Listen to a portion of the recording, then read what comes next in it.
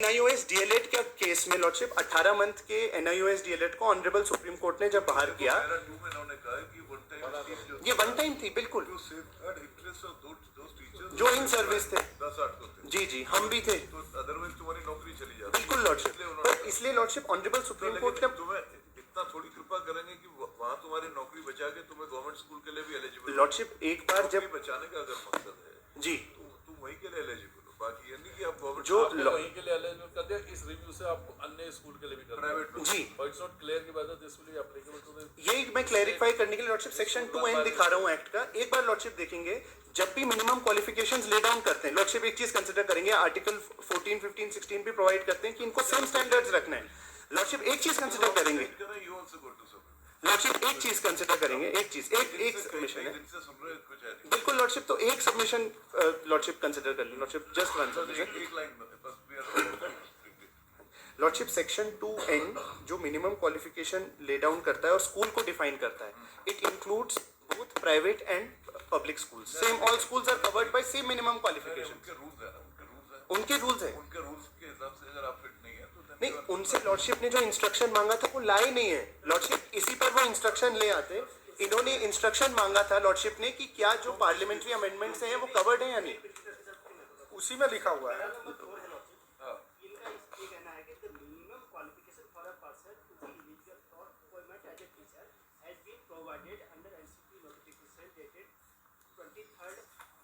अगस्त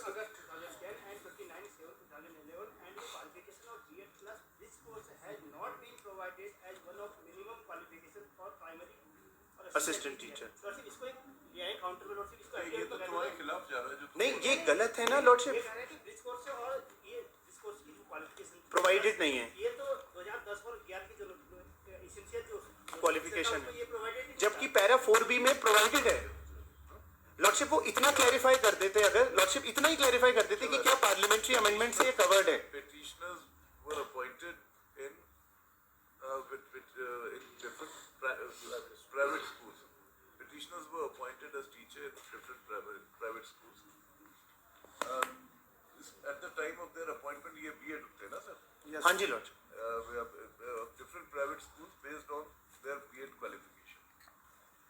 Subsequently, NCT ने कहा था, वो क्या कहा था? पार्लियामेंट्री अमेंडमेंट, DLED वाला जो वो RTI में उसने कहा था, RTE में लॉर्डशिप, RTI ऐसे कर। Subsequently, by a notification dated, कौन सा था जिसमें DLED था? सेक्शन 2010 का था। लॉर्डशिप 23 अगस्त 2010 के नोटिफिकेशन में था। Notification issued by NCT in the year 2010, comma, DLED था ना? DLED is the qualification. DLED was declared to be the only qualification necessary for appointment as assistant teacher in primary schools, first of, and B.Ed was held to be not sufficient for such appointment. On account of the notification issued by NCT,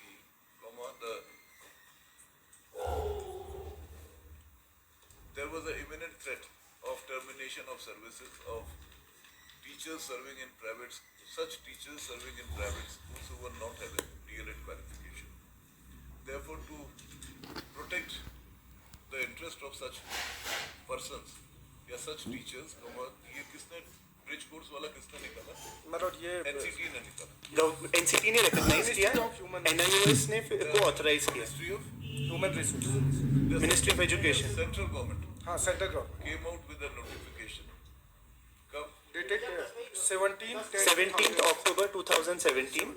Notification date on 17 October 2017. Lordship NCT recognized on 22/9/17। Was, came out with a notification which provided that anyone who has completed 6 months bridge course, anyone with B.Ed qualification who has completed bridge course of 6 months duration, his employment, his appointment as teacher will not be disturbed.